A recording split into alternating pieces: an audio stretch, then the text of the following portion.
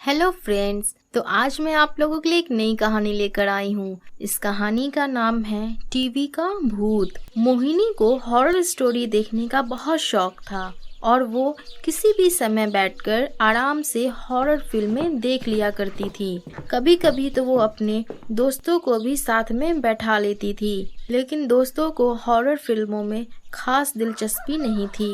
जब कोई उनके घर में मेहमान आते तो भी मोहिनी हॉरर फिल्में देखा करती और उनका मनोरंजन करती। उसे इस बात का फर्क नहीं पड़ता कि मेहमानों को हॉरर फिल्में देखना पसंद है या नहीं। एक दिन की बात है जब मोहिनी घर में अकेली थी और वो अपनी सहेली से फोन पर बातें कर रही थी।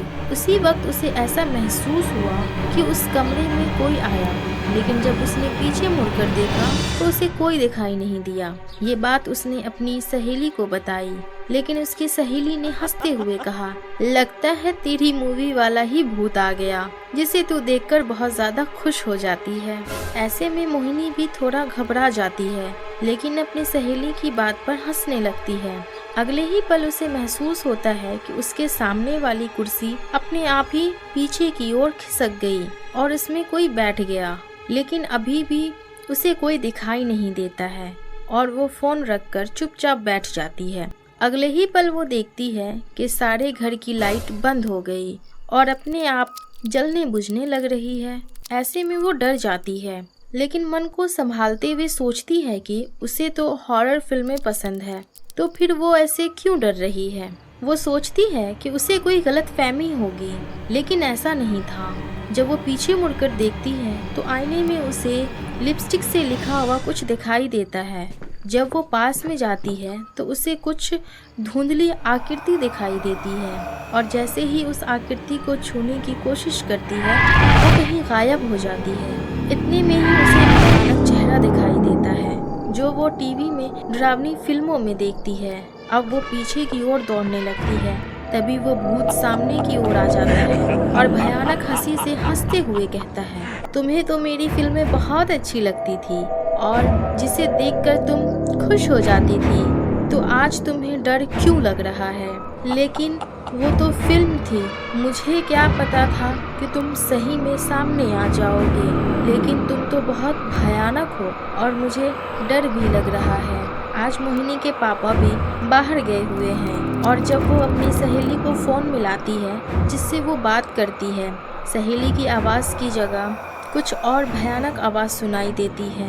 ए लड़की, तुम जहाँ भी जाओगी मुझे पाओगी, इसलिए मुझसे भागने की कोशिश मत करो। मोहिनी को ये समझ नहीं आता आखिर ये भूत उसके पीछे क्यों पड़ा है।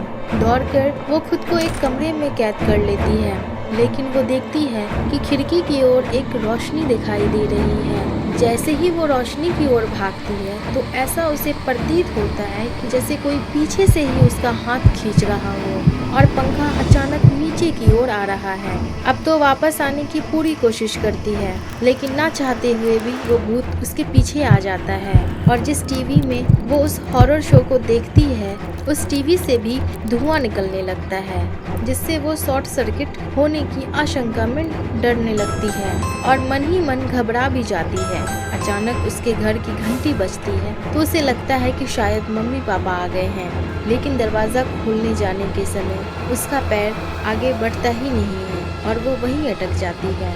लगातार एक ही जगह पर खड़े रहने की वजह से वो बेहोश होने लगती है, लेकिन अगले ही पल एक लंबे लंबे बालों से घिरा हुआ हाथ उसे दिखाई देता है जो उसे अपनी ओर खींचने लगता है और उसे अपनी दुनिया में ले जाना चाहता है। उसे देखकर मोहिनी डर जाती है और डरते हुए कहती है, मैं अब हॉरर फिल्में नहीं देखूंगी, तुम मुझे जाने दो। ऐसा सुनकर भूत बहुत ही भयानक हंसने लगा और तभी चारों तरफ अंधेरा छाने लगा। उस अंधेरे की वजह से मोहिनी को कुछ दिखाई नहीं दिया और वो घर के सामान से टकरा जाती है। तभी वो बगल में ही खड़े छोटे बच्चे से जाकर टकराती है, लेकिन वो समझ ही नहीं पाती कि वो छोटा बच्चा आखिर आया कहाँ से, क्योंकि उसके घर तो कोई बच्चा ही नहीं है और बच्चों के हाथ में एक फुटबॉल होती है।